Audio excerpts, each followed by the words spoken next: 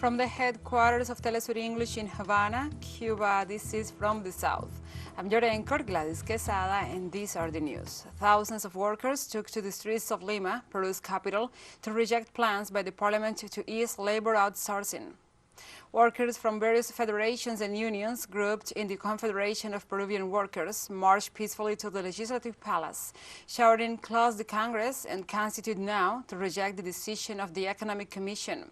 They demanded the respect of the rights severely affected during almost 3 decades of application of an economic policy enshrined in the neoliberal Constitution of 1993. Outsourcing is the hiring of personnel through companies that sell the labor force and profit from the mediation, while avoiding addressing rights.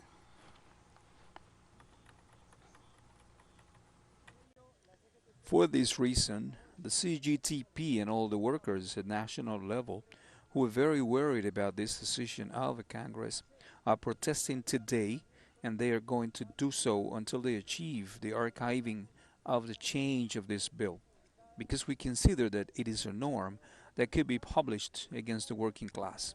Here, we are not rejecting outsourcing at all. The only thing that is being done is to put limits on the fact that the main areas of companies cannot be outsourced. We regret that there is a business sector in our country that does not agree that we have gone through a health crisis in which thousands of workers have died and thousands of workers are still suffering from this disease, that we have not yet emerged from the health crisis, and yet they do not want to share the wealth that even in pandemic have achieved with our work. Also, the Peruvian Congress will define on Thursday the petition to question the Prime Minister Aníbal Torres for the extension of the state of emergency in the framework of the COVID-19 pandemic. As justification for the request against Torres, it is stated that the presidency of the Council of Ministers did not carry out an analysis of the temporality, reasonability, and necessity of the measures applied for the containment of the pandemic. In the same way, Torres will be questioned to explain his allusions to the early general elections. In this context, analysts assure that this motion is another attempt of the Peruvian right wing in the parliament to sabotage the mandate of President Pedro Castillo.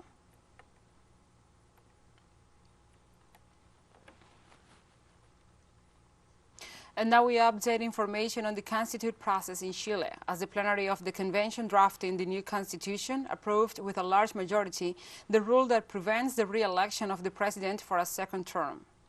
With 124 votes in favor, 0 against, and 3 abstentions, the congresspersons accepted the article which establishes that the President of the Republic elected for the period 2022-2026 may not stand for re-election for the following period. Also, it provides that he shall continue in office with the constitutional powers for which he was elected. This had been one of the most controversial articles in Chilean society, as re-election is not contemplated in the constitution still in force, drafted in 1980 during the military dictatorship of Augusto Pinochet.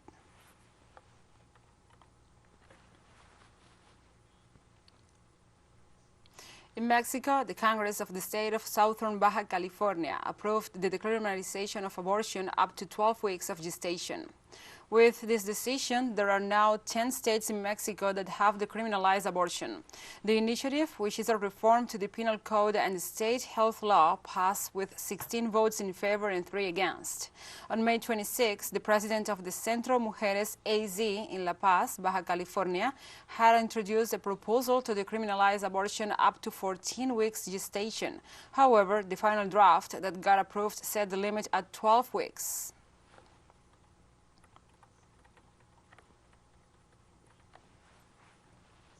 U.S. President Joe Biden demanded the lawmakers respond to communities by passing far-reaching limits on guns, calling on Congress to reinstate the 1994 ban on semi-automatic, rapid-fire assault weapons and high-capacity magazines that expired in 2004, after massacres in Texas and New York. Addressing to the nation, the head of state pushed for other measures, including strengthening background checks for gun buyers, enacting red flag laws, and also which allow authorities to confiscate guns for a period of time if someone is a threat or exhibits mental instability, and safe storage laws. The president also pushed to repeal the immunity that protects gun manufacturers from liability. The measures Biden advocated are unlikely to win approval in the politically divided Congress, where lawmakers for years have been at odds over gun legislations. We need to ban assault weapons and high-capacity magazines. And if we can't ban assault weapons, then we should raise the age to purchase them from 18 to 21. Strengthen background checks. Enact safe storage law and red flag laws. Repeal the immunity that protects gun manufacturers from liability. Address the mental health crisis, deepening the trauma of gun violence and as a consequence of that violence. These are rational, common sense measures. Meanwhile, 2 people were shot during a funeral at Graceland Cemetery in Racine, southeast Wisconsin Cemetery. The shooting happened during the funeral of Dashante Ken, who was shot and killed by a Racine police officer 2 weeks ago. Mayor Corey Mason announced that he will instruct police to enforce the city's juvenile curfew through the weekend. The ordinance requires anyone under 18 to be home by 11 p.m. Police have not yet released any other information, but are looking for a video of the shooting. So far, no suspects are in custody.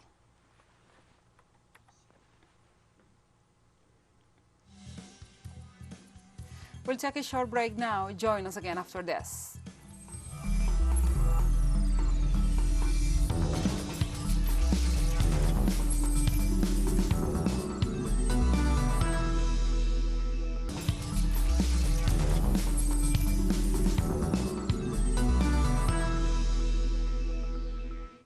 Welcome back to From the South. The government of the Dominican Republic warned Haiti's authorities that they will expropriate the land on which the border fence is built if they do not get a satisfactory agreement. This was announced by the national executive in view of the dispute with the landowner. According to authorities in Santo Domingo, the country can obtain the expropriation of this area if an agreement is not reached with the owner, as the area will be used to build a perimeter fence, and Decree 2922 declares it urgent that the Dominican state takes possession of the land so that the work that started in February can continue. In this regard, the Minister of Defense, Julio Florian Feliz, assured that the procedures are protected by law and reiterated the need to complete the work.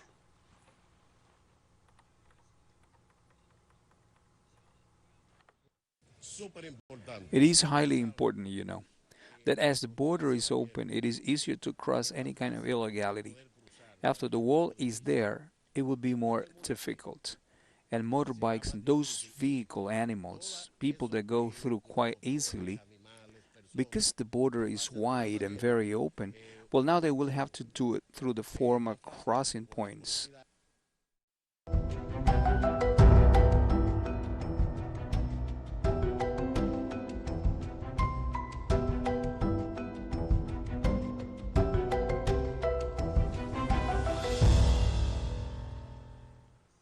Now we address other topics. In Mexico, the National Meteorological Service, which is part of the National Weather Commission and the Water Commission also, reports that the remains of Hurricane Agatha could be drawn into Hurricane 1 in the Gulf of Mexico, northeast of the Yucatan Peninsula. According to a press release from the Meteorological Service, this potential tropical hurricane has brought heavy rains to the states of Quintana Roo, Yucatan, and the city of Campeche.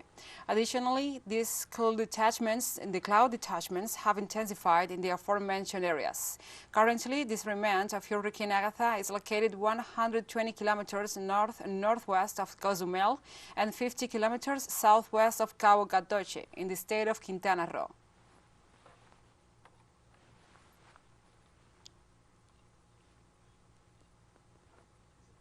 In Sweden, the United Nations Secretary General called for action to tackle climate change on the first day of the Stockholm Plus 50 summit.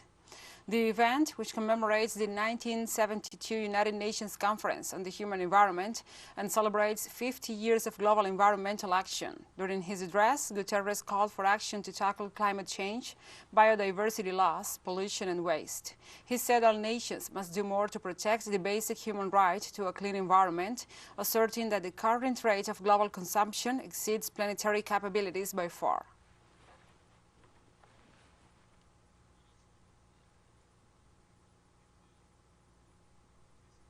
During her visual intervention at the Stockholm Plus 50 international meeting, Venezuelan Vice President Delcy Rodriguez said that this is the worst crisis of humanity and held responsible the capitalist model that has attempted against the rights of Mother Earth. The terrible environmental crisis that threatens the very existence of the human species. The main cause of this crisis, the intervention of men. The predatory production model of an exacerbated capitalism that has attacked the rights of Mother Earth. And we have more news coming up after a final short break, so stay with us.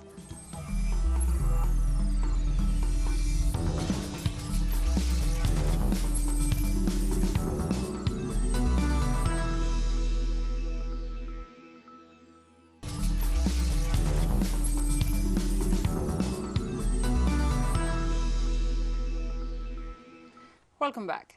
The Israeli occupation forces shot and killed 70 Palestinians in the occupied territories since the start of 2022. According to Mohammed Zbeyah, head of an organization representing families of Palestinians killed by Israel, the latest casualty was a 17-year-old boy, a young boy, killed on Friday in the village of Al-Midia, near Ramallah. The head of the organization stated that among the 70 were 13 children less than 18 years of age and 5 women. The Jenin district had the highest number of Palestinians killed by Israel, with the number there reaching 21 people.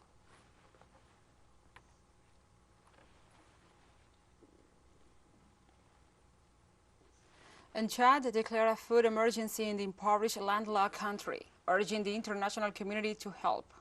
The plea for aid came ahead of the meeting on Friday between the head of the African Union and Russia's President Vladimir Putin to discuss grain supplies in the aftermath of Moscow's special military operation in Ukraine. The United Nations has warned that 5.5 million people in Chad will need humanitarian assistance this year. The World Food Programme in March estimated that 2.1 million Chadians will be severely food insecure during the lean season starting in June. Russia's special military operation and Western sanctions in Moscow have disrupted the deliveries on wheat and other commodities from the two countries, fueling concerns about the risk of hunger around the world.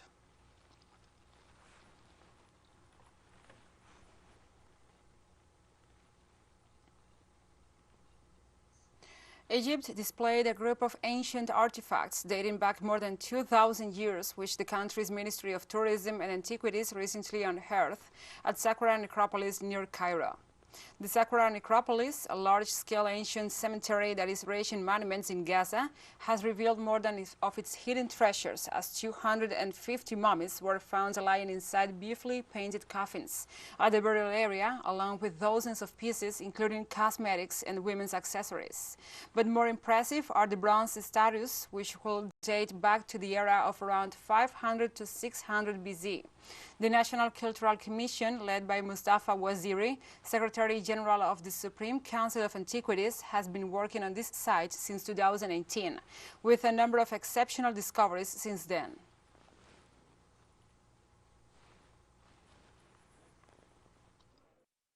Today, it's a very special day. Number one, because we found the biggest cache of bronze statues. They are representing the different gods and goddesses: Isis, Nephthys, Osiris, Bastet, Hathor. 150 bronze statues. Can you imagine? Those statues back to the late periods. So we talk about 2,500 years old. We were really shocked and happy at the same time because it's one of its kind. We think that this papyrus is something like 9 meters, and we hope that this papyrus can contain chapters of what we call it the Book of Death. which is something really very important for us. On Thursday, the Common Front, made up of 5 social democratic parties and the Tunisian left-wing party, launched a boycott campaign against the constitutional referendum unilaterally set by President Kais Saied for July 25th, considering it an instrument to be granted a false legitimacy and establish its authoritarian power. The participants in this initiative, Democratic Current, Popular Front, Era Carol, Workers' Party, and the Modernist Democratic Pole, defended as a national duty the rejection of the supposed national dialogue, which excludes political parties and whose members have been selected by the president.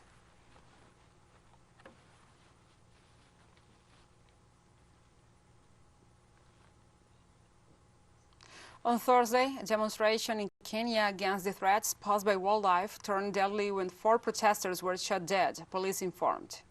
The protesters clashed with the security forces, resulting in the fatal shootings, Mashuru Town Police Chief Charles Shepukonga said, adding that police will investigate what happened. Thursday's demonstrations blocked the Nairobi-Mombasa highway for hours as protesters placed rocks and burning tires on the road, leading police to intervene.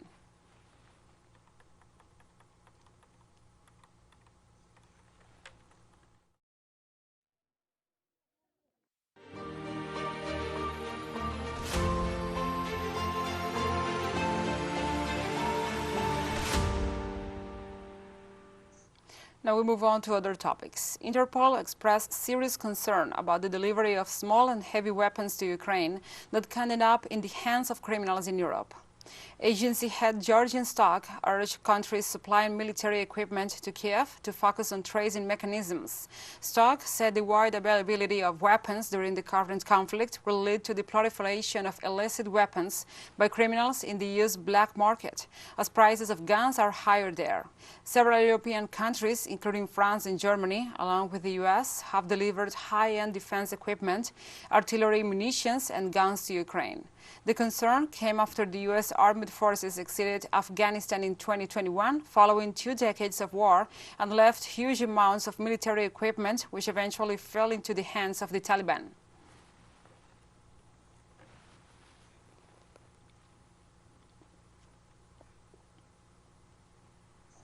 And the Council of the European Union approved the bloc's 6th sanctions package against Russia, with measures including partial oil embargo and the exclusion of Sberbank from the SWIFT payment system. The sanctions package included a ban on Russian seaborne oil imports that is supposed to cut 92% of Moscow's oil, the trade into the bloc by the end of this year. It also excluded Russia's biggest bank, Sberbank, from the SWIFT international payment system and 2 other financial institutions, and bans 3 new Russian state-owned broadcasters from the EU. The package introduced travel ban and asset freeze on people belonging to the military administration. The measures will enter into force once they are officially approved by the national capitals and published in the EU official journal.